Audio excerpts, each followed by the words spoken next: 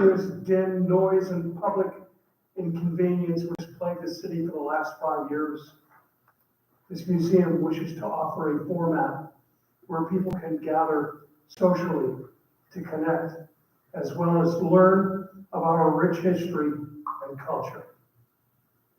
Our mission states to collect, preserve, and interpret industrial and labor history in the Mahoney Valley region and the state of Ohio.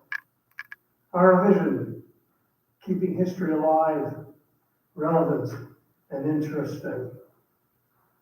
If you were to compress the whole history of the earth into a single calendar year, humankind only appears in the last few hours of December. And in the last 6,000 years are only a few clicks of the second hand. The Bronze Age, the Iron Age, walled cities, kingdoms, gods, temples, empires such as Greece and Rome, the Byzantines, Middle Ages, Crusades, Renaissance, Industrial Revolution, 2 world wars, ballistic missiles, the moon landing, and all-inclusive vacations, reality TV, and therapy appointments by Zoom have all happened once the past becomes simple history. In another 2,000 years, archaeologists will have something to say about the inconceivable mass of objects that we've accumulated.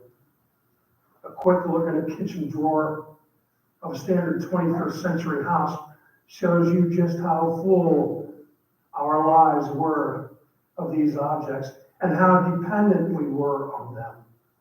Remember, if you ever doubt what to do with that relic in the attic or the basement, remember, to quote a famous archaeologist, this belongs in a museum. Marcus Aurelius wrote almost 2,000 years ago in his Meditations, "Does the light of a lamp shine without losing its splendor until it is extinguished? And shall truth, justice, and temperance be extinguished before your time? Not on our watch. Steal culture, it's in your blood." Now, all this being said, I would like to introduce to you a colleague and a good friend of mine. There was one time that I said I could count my good friends on a single hand. It's still true. Some have gone. Some are still here. Some are new. But they're still a single hand for good friends, solid people. Tonight I want to introduce to you my good friend and my colleague, Dr. Martha Pallante.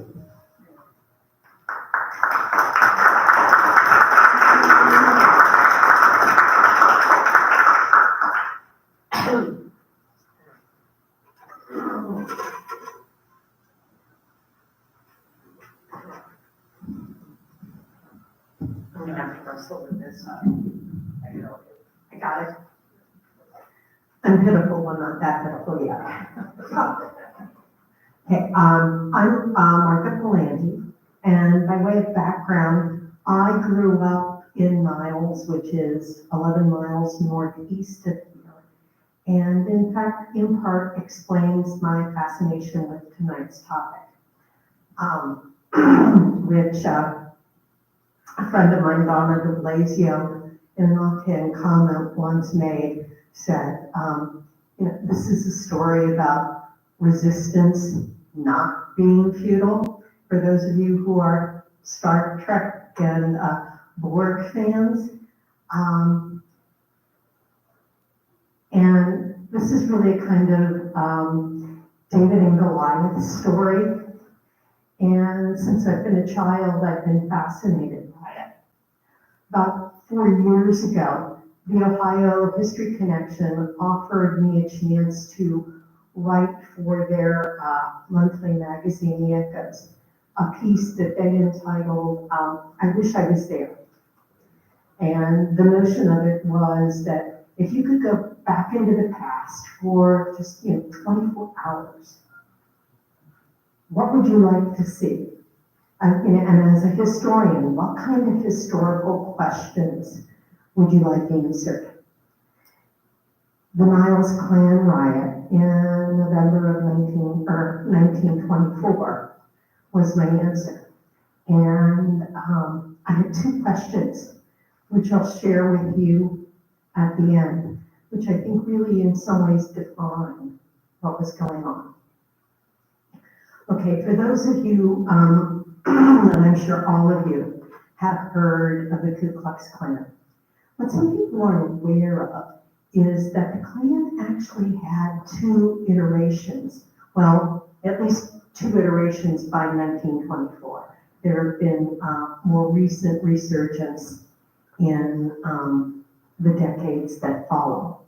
The first was very much an organization manned and created by former Southern elites who really didn't want to let go of the fact that slavery no longer existed and that they could no longer with impunity abuse their African-American neighbors and former slaves.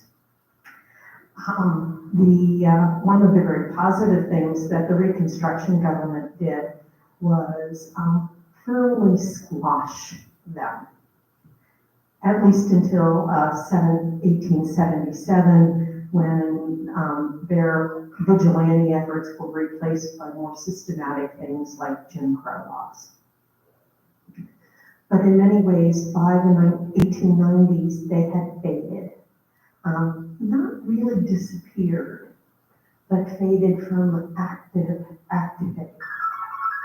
They are revived in the mid-1910s, in the period just before the First World War. Actually, as Europe becomes engaged in it, the United States had entered into a period of isolationism.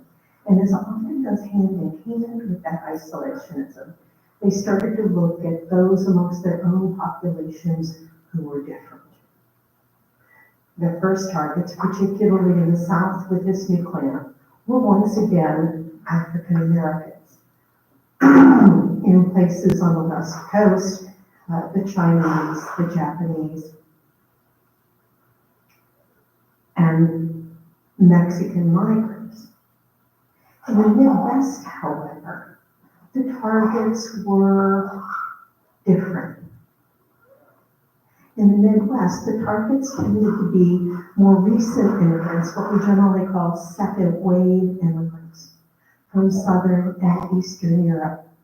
Now, where these immigrants coexisted with Black populations, the Klan didn't discriminate. They were equal opportunity haters and carried out many of the same kinds of actions. In the Midwest, primarily. And it's interesting because the Klan really doesn't gain footholds in large metropolitan areas. So, for example, there's very little evidence of organized Klan activity in places like New York or central Chicago. Now, on the southern edges of Chicago, yes, but not in the cores of those cities. It tended to be a movement of small towns, small cities, and rural America, where immigrant populations rivaled native-born populations for at least physical presence.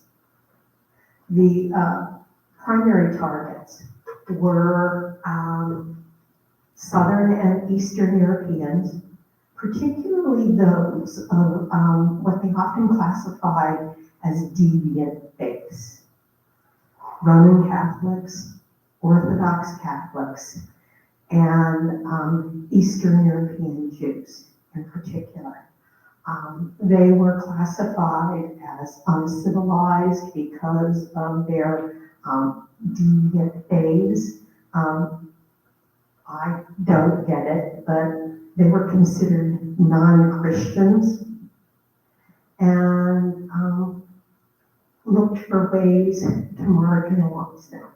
Now, in larger cities that actively recruited those immigrants, there's more resistance to their overt persecution. And I'm not saying that things are equal. They are not. These immigrants often live in the worst of conditions, conditions that most of us would find appalling and abhorrent. But in these small cities, towns, and rural communities, these immigrants presented a much bigger threat. And out of that comes the Midwestern Klan. It's settled or centered in Indiana and had soon pervaded Indiana, Iowa, parts of Wisconsin, Illinois, particularly southern Illinois, Ohio, West Virginia, anywhere that immigrants existed in large numbers.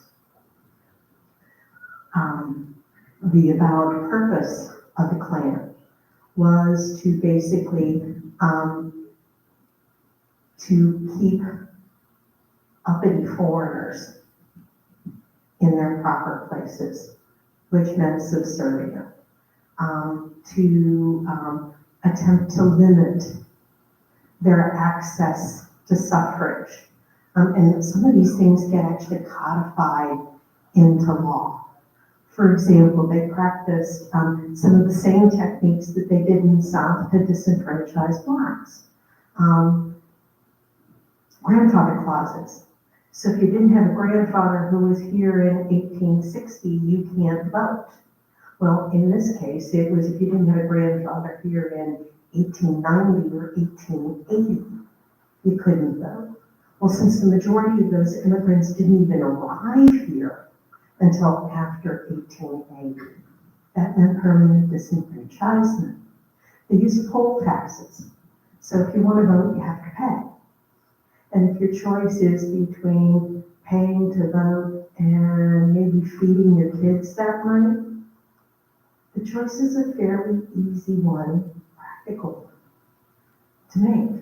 Literacy tests were often used as well, except they really weren't standardized. So if you're, a white farmer coming in from your fields and voting, you get the equivalent of run, spot, run.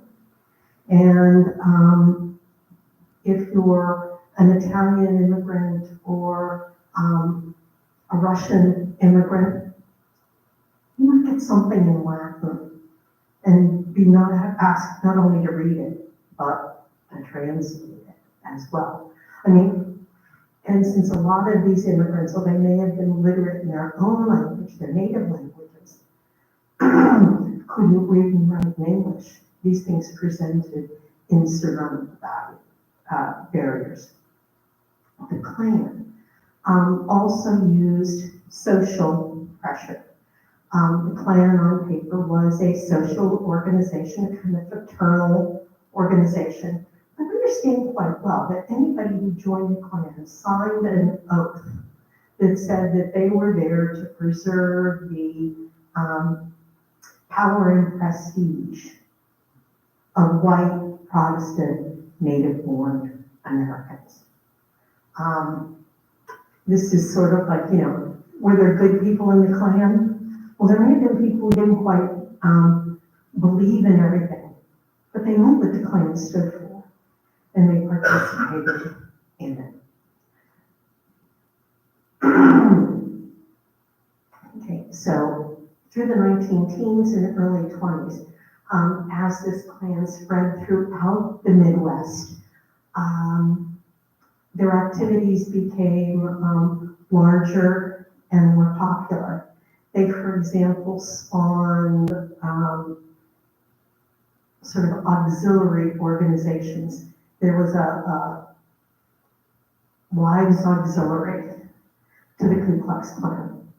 There were children's clans. They even made Klan costumes complete with the hood in toddler size. I mean, I freak out about it. One of the more bizarre manifestations of this, and I've learned it from some relatives in southern Pennsylvania, they also recruited some immigrants that they found more acceptable. So for example, when the Niles riot happens, I had relatives from my mother's family and my father's family, both engaged in the activity. But my mother's family was in one of these auxiliaries because they were Pietistic Finnish Lutherans who believed in temperance and the all sanctity of their Reformed church. And they fit quite well. The other side is Italian American, hence the Pallante, and they were definitely on the other side of the barricades. But this is a very, very popular organization. So for example, here at YSU, we have collected, maybe 2,500 oral history interviews.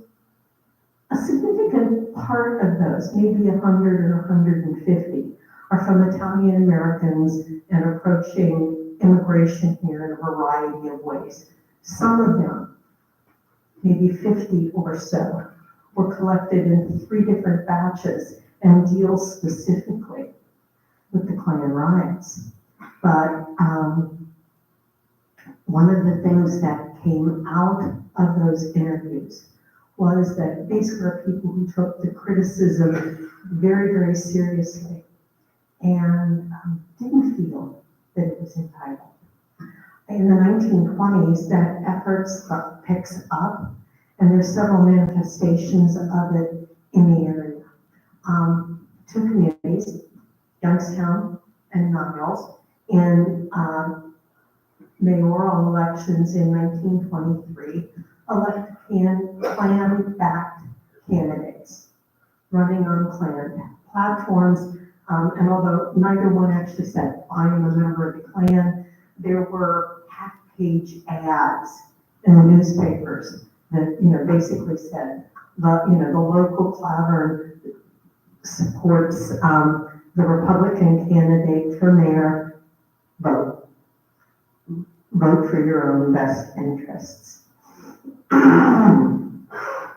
There's a reaction to it too, though, that I think has really gotten overlooked in most of the other studies that have been done of the Klan in this period. I don't know how many of you knew this, but there's actually an Italian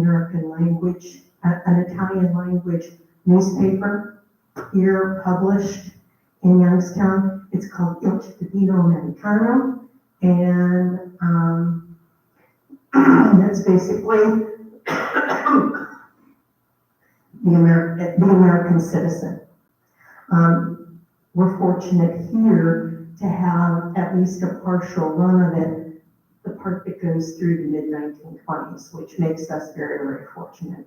And I'm very happy because it works really well for my own work. One of the captions up here is actually from Il Cittadino. The editor and most of the paper's consumers, readers, were avidly American. I mean, one of the things I think that the Klan underestimated in this, and again has often gone overlooked, is the fact that the Italian community here in Youngstown is really a very old community compared to most Midwestern communities. The first Italian Americans show up here just before 1880. They're scabs, they're strike breakers for a coal strike. After the strike, of course, they're fired and they sort of disappear. They end up in Lowellville. And we know this because the first Roman Catholic parish, Italian Roman Catholic parish in the entire area is Our Lady of the Rosary in Louisville, which was established in 1896. By 1890, there were several waves of immigration in the area. Censuses are interesting. 1880, in the Mahoning Valley, in Trumbull and Mahoning County, there are 0 Italians. 1890, there's a handful. By 1900, both counties number over 1,000.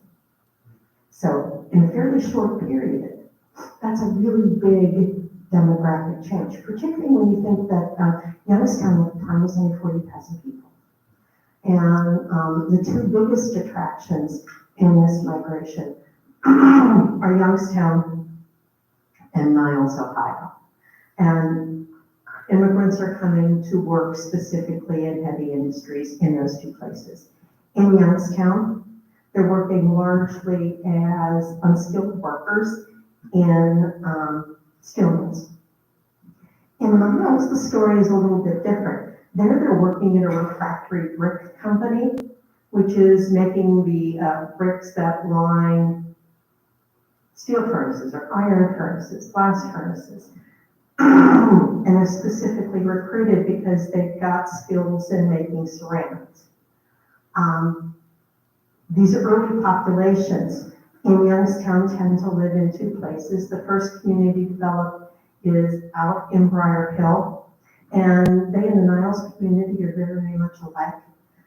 They both largely come from Campania, a little bit from Abruzzo, and a little bit from Calabria.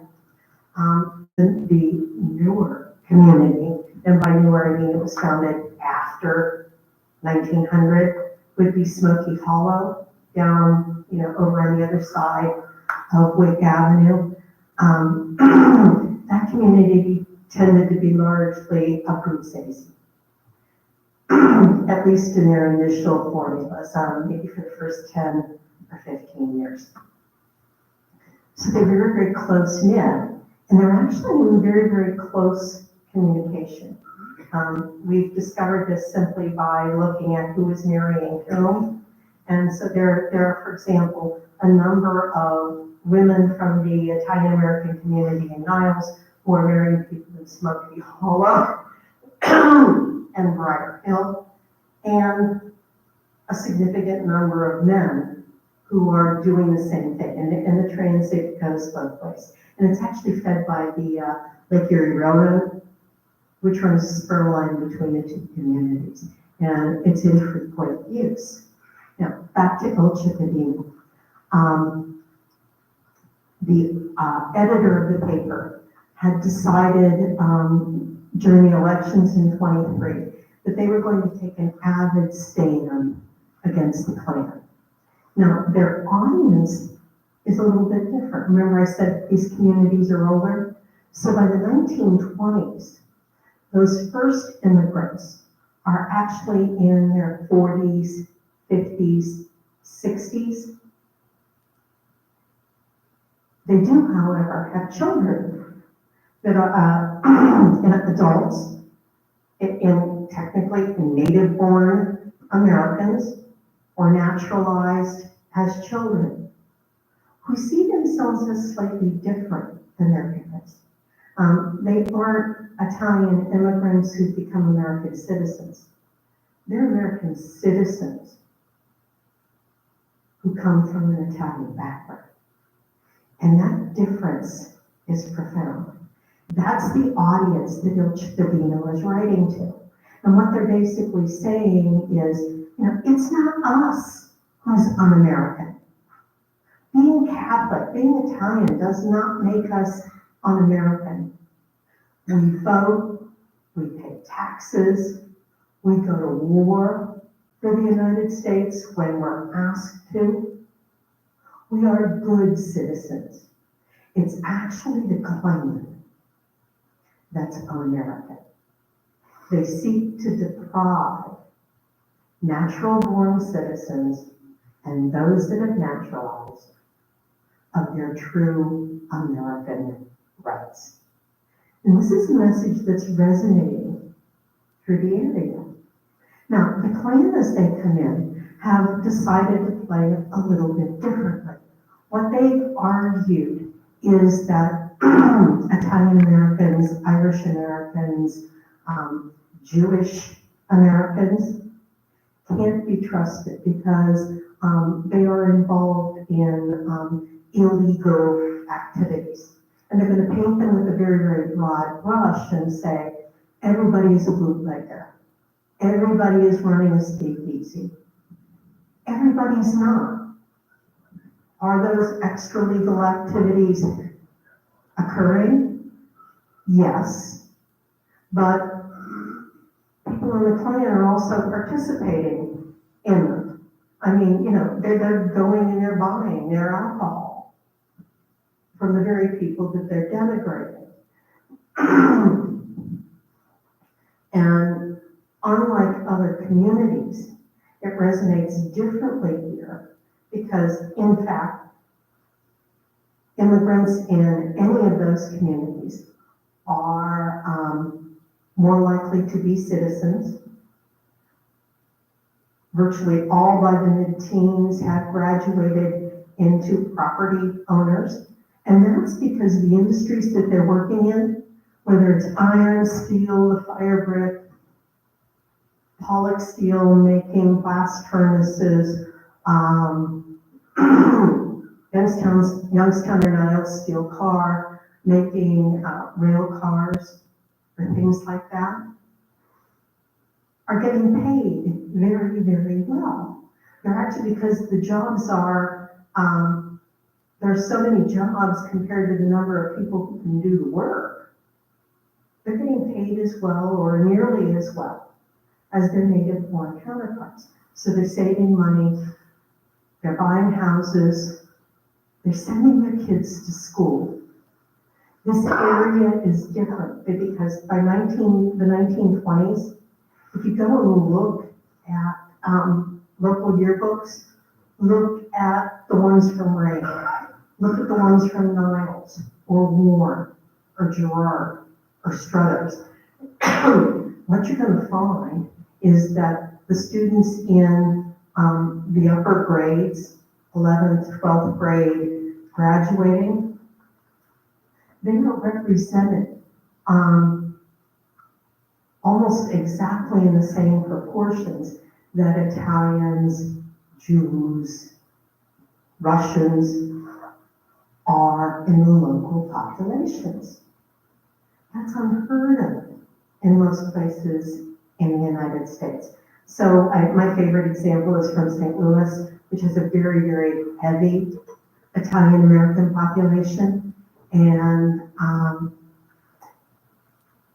in 1940, just before the World War II, according to the census there, they've been trying to find out how many people have actually graduated from high school because they're starting to build an army, so the government is really interested in this. And what they found was that only 3% of the Italian population had finished high school. 3%. Here, it's like 85 or so percent.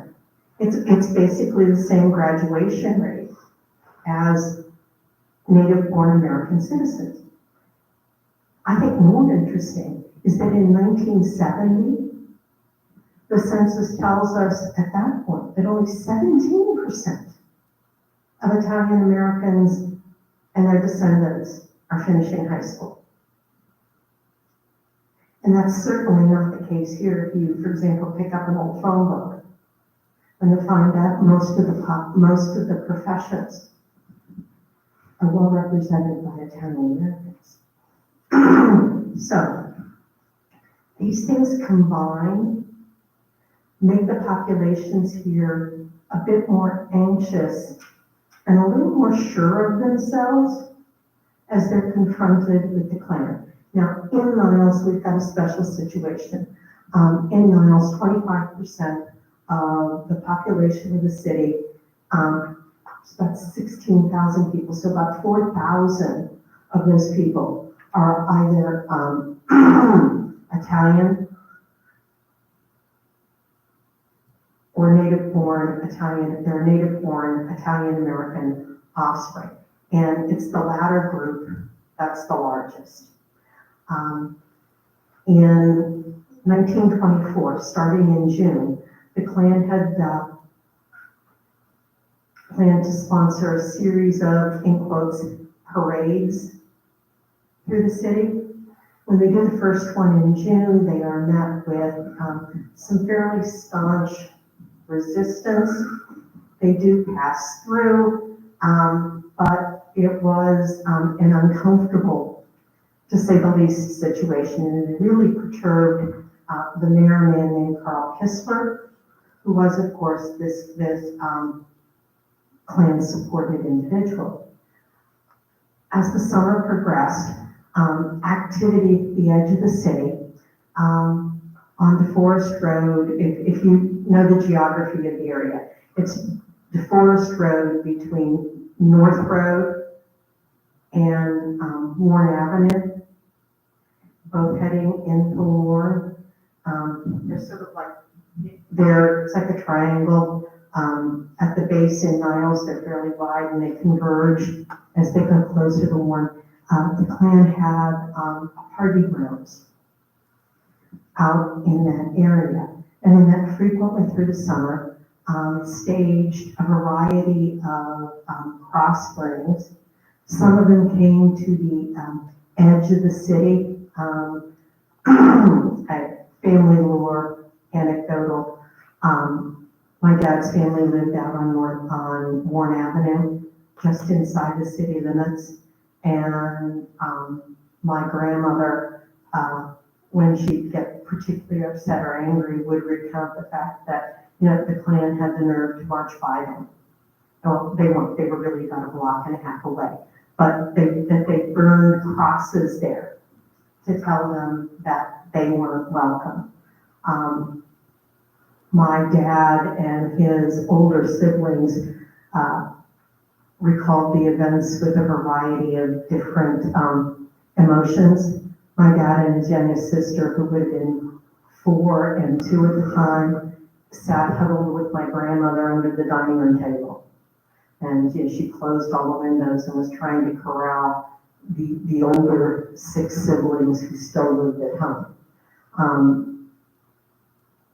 The next youngest was sort of torn between trying to peek out the windows and, I'm not quite sure he wanted to be anywhere near what was going on. The 3 boys in the middle, who ranged from 14 to 10, all wanted to sneak out and see if they could go find out what was going on. My grandmother almost killed them. They didn't have to worry about the Klan. But these are memories that are firmly embedded in the community, and very much a part of it, not part of its lore. But these cross burnings were followed up by a more loosely organized group of Italian Americans, actually started down in Steubenville, called the Knights of the Flaming Circle. And for every cross that got burned, they burned a flaming circle, which is actually a rubber tire, because they flame very, very easily. They put it on a pole and hoist it up. So we've got this conflict that's brewing through the summer. As we progress into October, the Klan approaches Kistler for a parade permit for November 1st. They are planning on marching 5,000 to 8,000 Klan members through the city. They've got several paths marked out, all of which take them by the 2 Catholic churches in the community. And it caused considerable consternation. Merchants in the downtown area, which would have been the only place there were merchants then, petitioned Kistler to rethink the issuing of the permit. There are threats on both sides. The Klan had tried a couple of sort of reconnaissance forays into the community. They were stopped,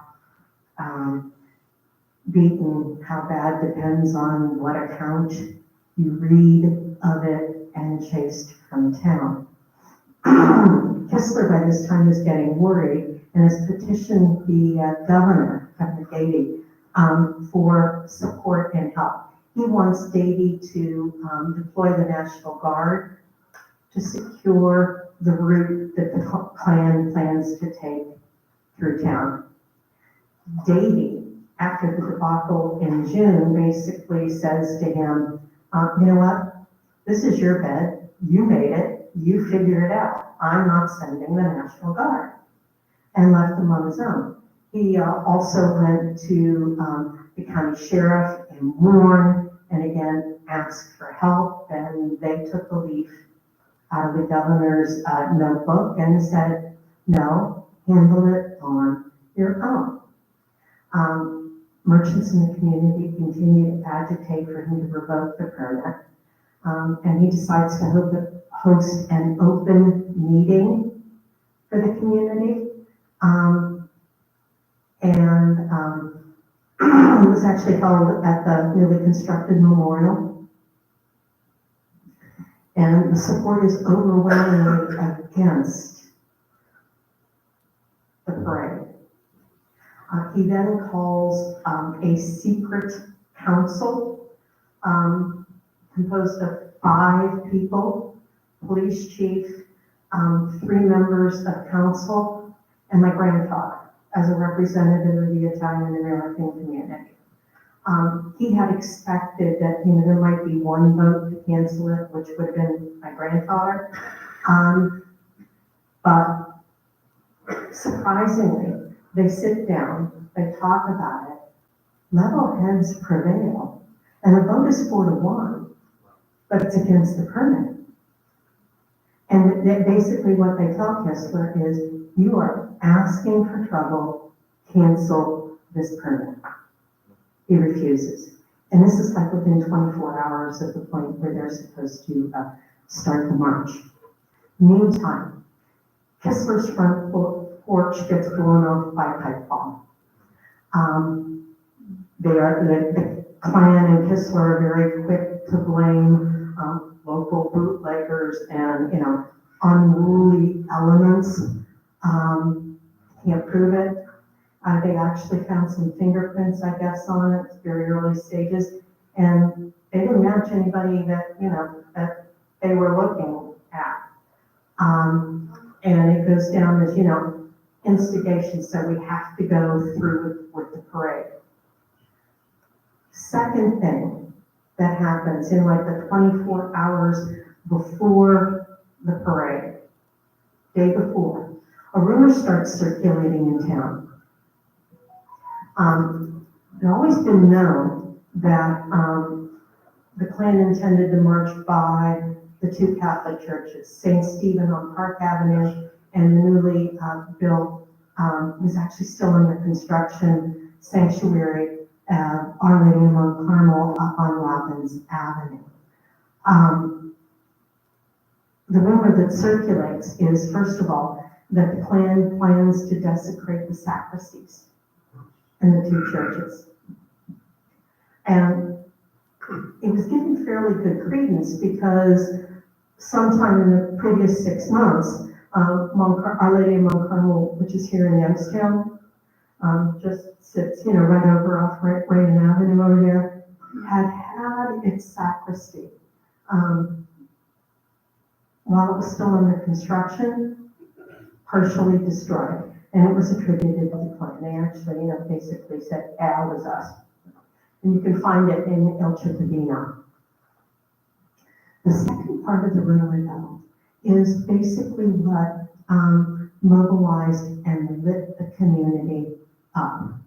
In addition to, vandalizing the sacristies in the churches, the rumor also said that they planned to violate the nuns in the convent at St. Stephen. These were Humility Mary nuns from over at Villanova, who'd recently taken up residence there to teach at the parochial school attached to St. Stephen. And what 72 hours before would have probably been barricades manned by basically young men in the community, a lot of them World War I veterans, as in opposition to the Klan, turned into a grassroots community movement. So we've got oral histories, for example, that young women recount smuggling guns in their apron pockets of their dresses to their brothers or cousins or fathers, who formed basically a human ring around the county town.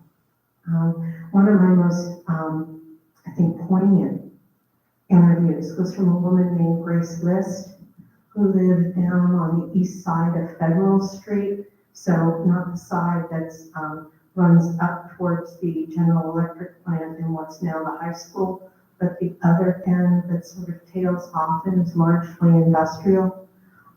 She lived there with her parents. Her father was an immigrant and was very, very worried about becoming involved in this larger movement because he didn't want to do anything that might get him expelled. However, when the rumors, and their plan was for they and their 3 kids just to hunker down, they were only about a block off one of the parade routes, and stay there until, whatever was going to happen starting at noon was done. When neighbors came with that information, however, Grace remembers her parents, basically shooing the kids in the front room and going into the kitchen and talking, and that their voices were getting, basically more and more strident. But in the end, what they decided was they couldn't stay home. That they needed to go out and they needed to support, they didn't use this word, they needed to support the resistance, that they needed to stand against the Klan. So shortly before noon, they left Grace in charge of her younger 2 siblings and went out. Not armed, just out to see what they could do. They came back about 4 hours later, and kids admitted they were a walk away from one of the major clash points. And her parents came in the door, and she said they looked really disheveled. Some of her dad's clothing was torn. But the first thing out of his mouth was, "We won. We won." They didn't come in, we won. Her mother's response was much more personal. She said, I walked up to this guy in his hood, and he was yelling and screaming at me, so I tore his hood off. She said, "It's a brochure." She said, "We just stared at each other and we didn't know what to do." It's like neither would have screamed or torn off the hood if they'd known who was there. And Grace thought that was a very, very telling description of the whole thing. A number of years later, when I was talking to my father about the event, and I said, can you explain it? Can you tell me why this happened? And his response was, well, we were different. We were strangers. And to them, we were in a strange land. But we're Americans. I promised you 2 questions. Okay, first of all, I want to know who put that damn bomb on the porch. And I mean, there are a lot of theories about it. It may well have been Knights of the Flaming Circle who've done it. But the timing is also really suspicious. Kistler and his wife was night. Kistler and his wife were in the house, but they were in a back bedroom, and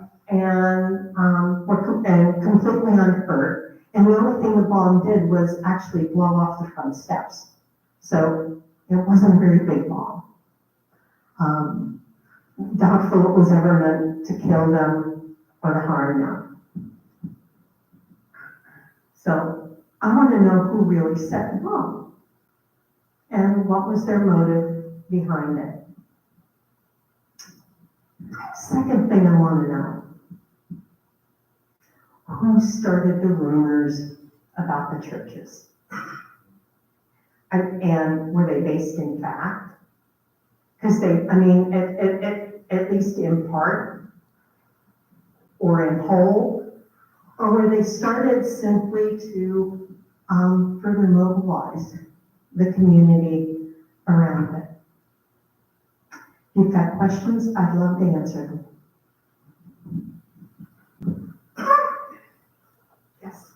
Just a basic feeling, especially with the Ukrainian situation today, that when you speak of the Russians, it's sort of offensive to me as being Polish. My grandfather was down in Racine when he came in.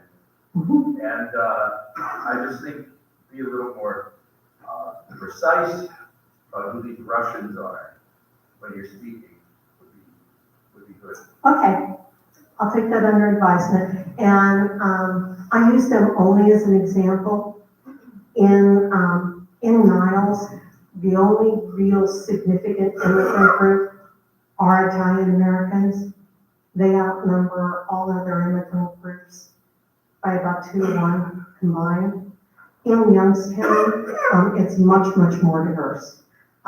There are Russians, Belarus, Georgians, Ukrainians, Poles, Slovaks, Slovenians, Croatians, Romanians. Hungarian. Yes, they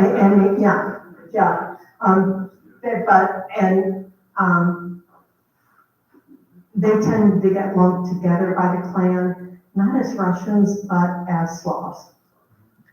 So, Or Hunkies. yeah. Anything else? I did want to share one other thing with you. Go on. It's interesting in this context of the hangings in New Orleans that happened. The story I heard about is after they hung, I think, 13 Italians. They found out it wasn't them. That they made some agreement.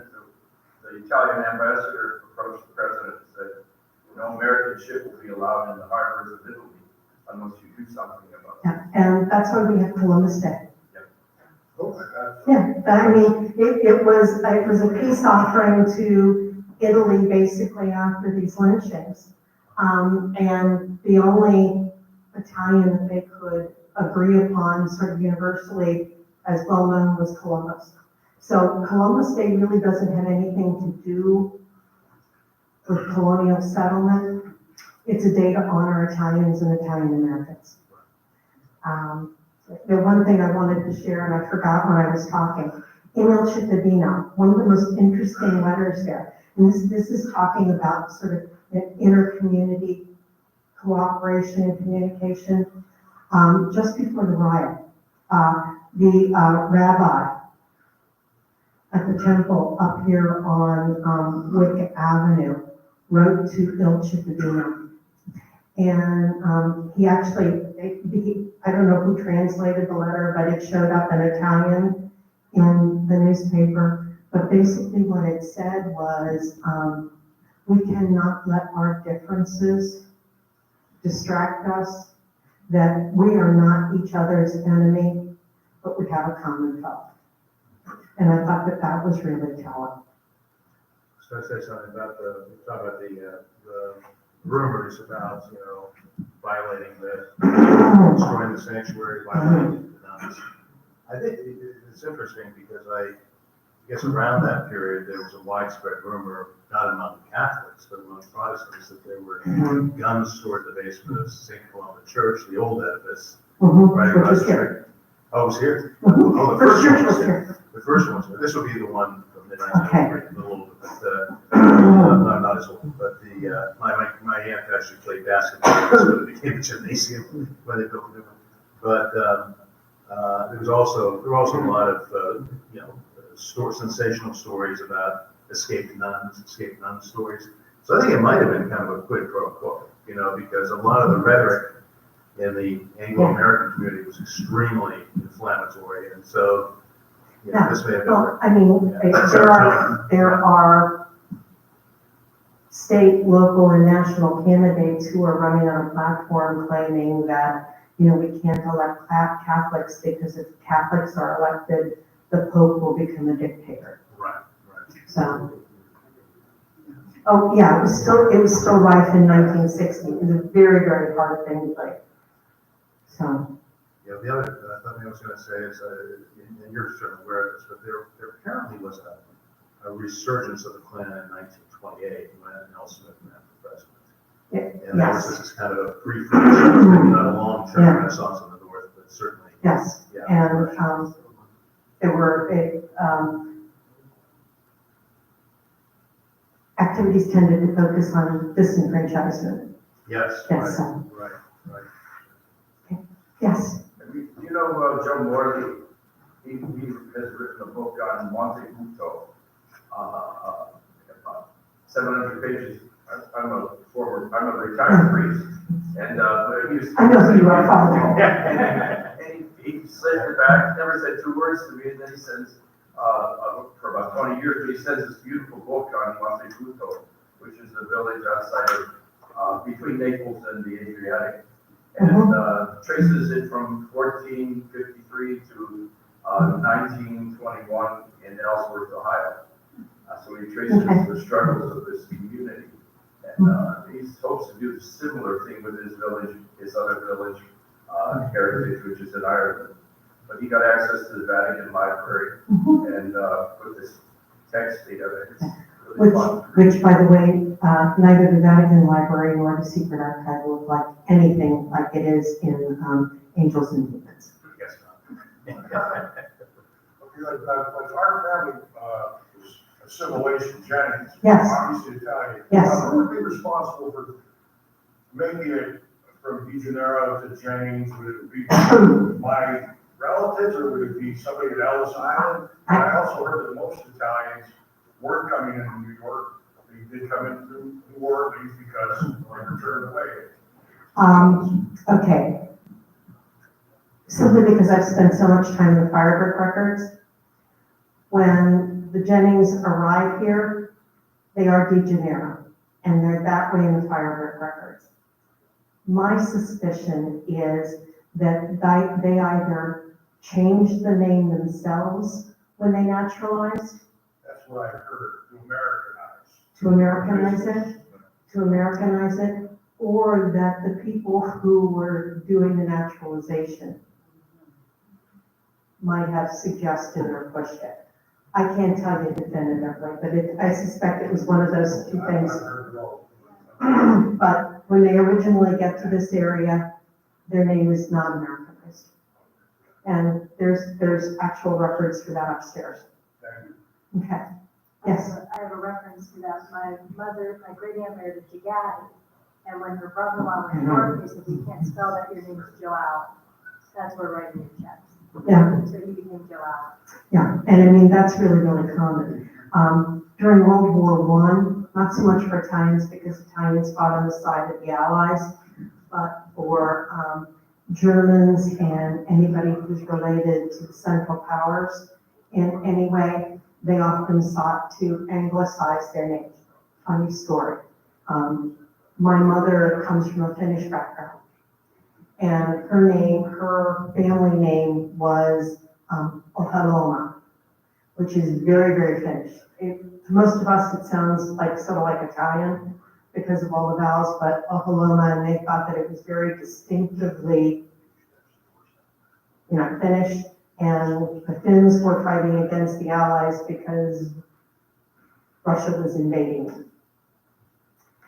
So when my great-grandfather went to naturalize and did his naturalization papers, he changed it to something he thought sounded more American. It turns out that Oholoma means ditch or a creek, and he changed his name to Deeds Creek. So, from the frying pan right into the fire. But, that stuff gets very, very weird. And names are hard to track. Anybody who has relatives who came from Niles and are Italian, we probably have them upstairs in fire reference. But because the Klan targeted Catholics and them, as well as the Jewish community, did this have kind of a unifying effect among immigrants? Yes. Break down some.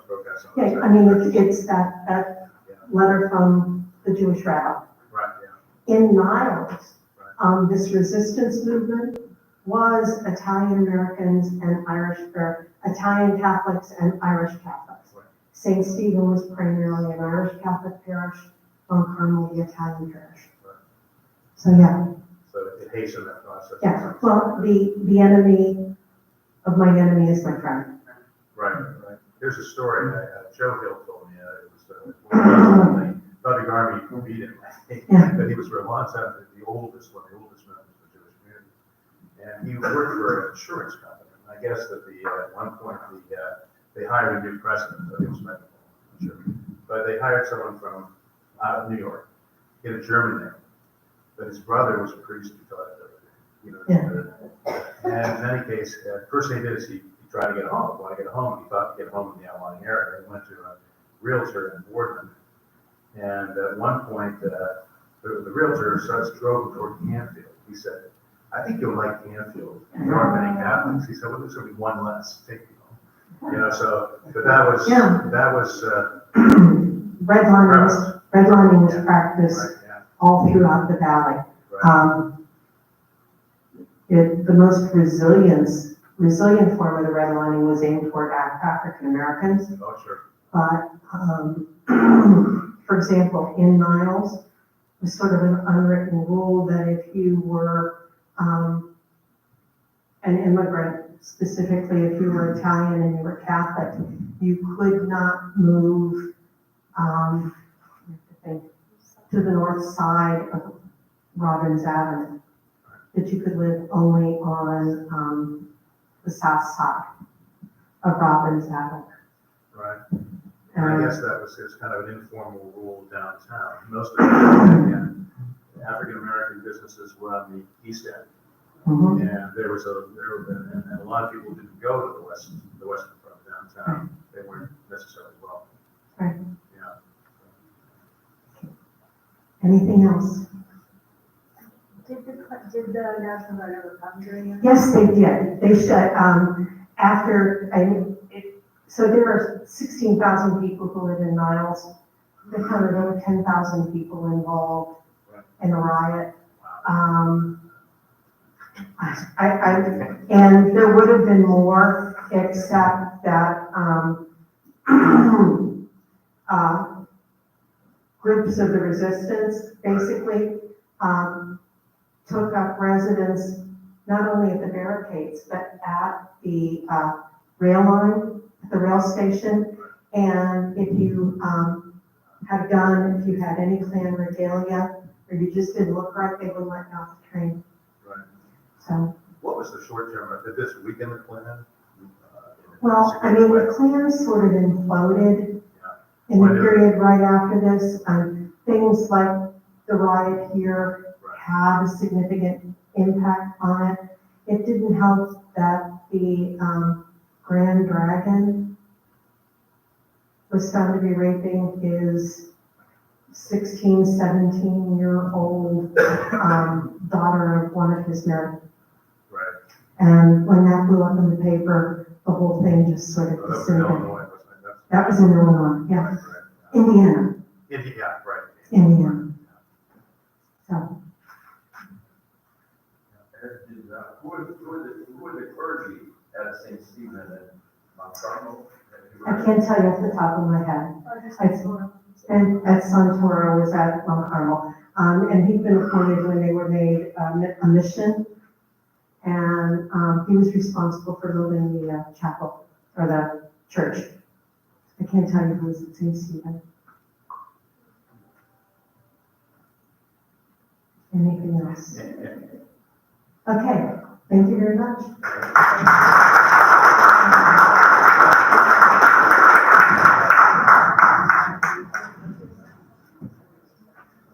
That was pretty what they did. Hey, no problem. They certainly- I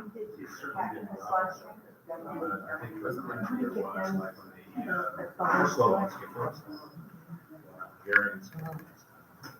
They would issue. Thank you all so much for coming. Please stay for some more refreshments. Dr. Wanzata, thank you so much for coming. We appreciate all the support. Your son's been a tremendous help in advocating for some of the applicants. Thank you. Please enjoy.